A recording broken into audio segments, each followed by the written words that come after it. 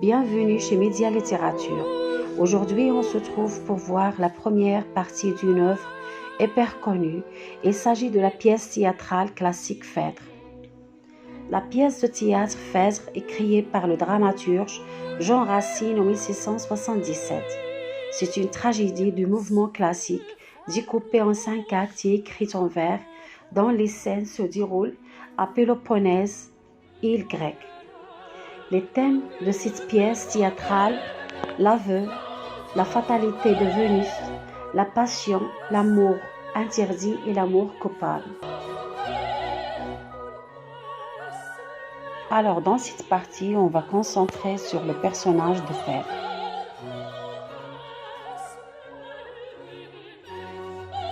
Phèdre, descendante de Jupiter et du Soleil, on l'appelle la fille de Minos et de Pasiphae. Phèdre est poursuivie par la malédiction de Vénus. Elle est follement amoureuse d'Hippolyte, le fils de son mari Thésée qu'elle a eu avec une autre femme.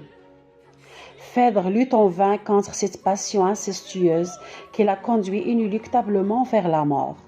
Elle est présente dans 12 sur 30 prononce 471 vers sur 1654. C'est donc autour de Phèdre que s'ordonne toute l'intrigue de la pièce. Cependant, les autres personnages sont également très importants. Une femme divisée. Affaiblée par la passion, Phèdre est sans arrêt agitée de postulations contradictoires et parfois simultanées. Le silence et l'aveu. Tout au long de la pièce, Phèdre hésite entre le mutisme et la confession au gré des événements et des pressions insistantes d'un homme. Il se livrera puis voudra se rétracter, faisant croître en elle le sentiment d'une faute irrémédiable. La morte et la vivante, le désespoir et l'espoir. Tout au long de la pièce, Phèdre fait alterner son désir de mourir, sa volonté de vivre, qui vont de pair l'existence de moindre espoir ou de son absence. Avec la conscience envahissante de sa faute, là encore sa volonté vacille au gré des événements ou des pressions de sa confidente. La coupable et l'innocente, l'ombre et la lumière.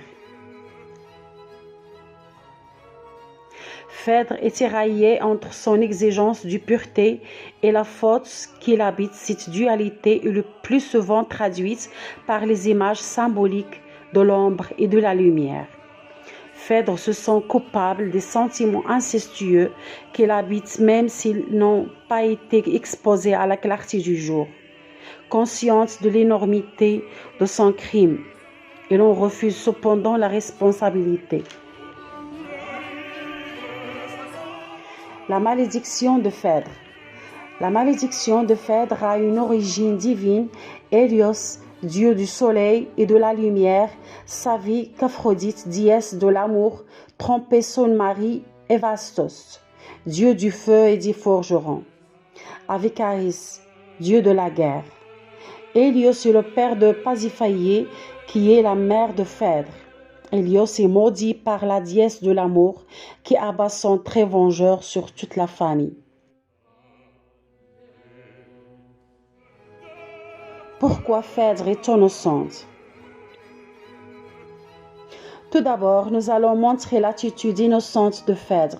Cette dernière est en effet victime d'une malédiction qui pèse sur sa famille depuis qu'Hélios, dieu du soleil, a dénoncé l'adultère de Vénus et Mars à son mari. La déesse a bâti sa colère sur cette lignée, comme l'on peut le voir. Notre vidéo tient à sa fin. N'hésitez pas à me laisser vos questions et vos commentaires. Merci d'avoir suivi et on se retrouve très vite pour une nouvelle vidéo sur Média Littérature.